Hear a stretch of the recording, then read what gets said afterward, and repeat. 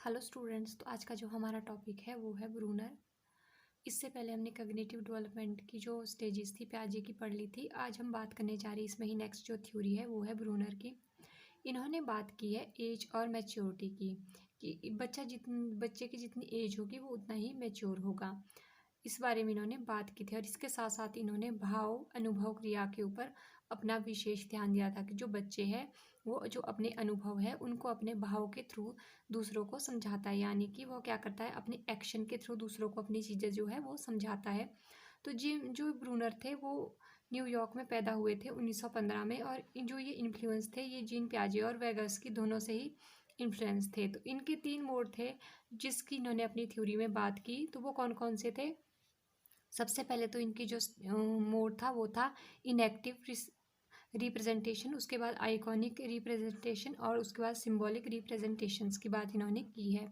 तो इनएक्टिव में इनका क्या कहना था कि जो बच्चे हैं वो अपने एक्शन के बेस पर यहाँ पर चीज़ों को एक्सप्रेस करते हैं।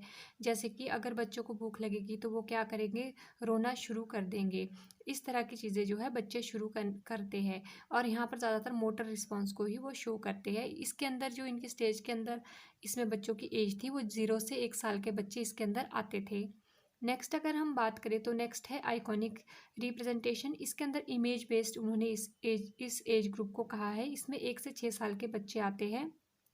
इसमें जो बच्चे हैं वो इंफॉर्मेशन को स्टोर करते हैं विजुअली इमेजेस के थ्रू, और जैसे कि सेंसरी मोटर स्टेज में या प्री ऑपरेशनल स्टेज जो पियाजे की थी उस तरह से ही इसमें जो है बच्चे चीज़ों को देखते हैं या स्टोर करते हैं इंफॉर्मेशन को थ्रू द इमेज।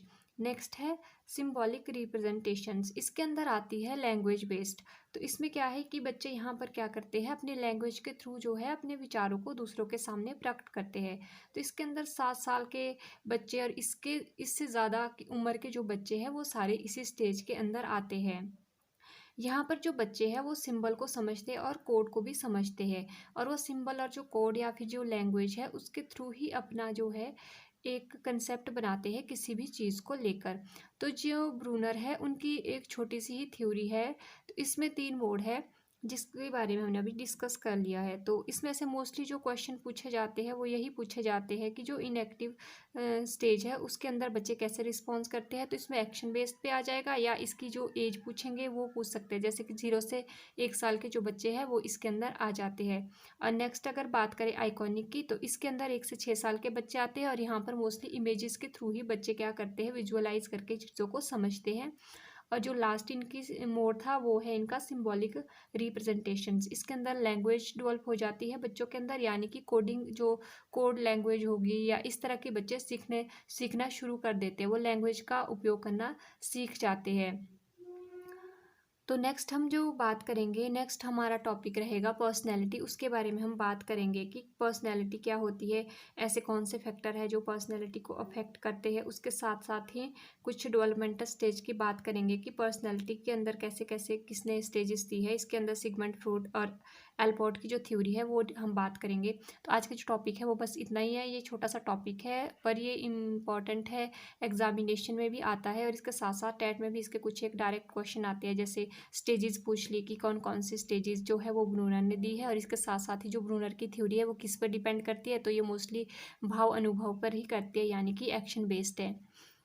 तो इस तरह के क्वेश्चन इस टॉपिक से बनते हैं, और इन्होंने यहाँ पर एज को भी ज़्यादा महत्व दिया है कि जैसे जैसे बच्चों की एज बढ़ेगी उसी तरह बच्चे क्या होंगे, मैच्योर होंगे।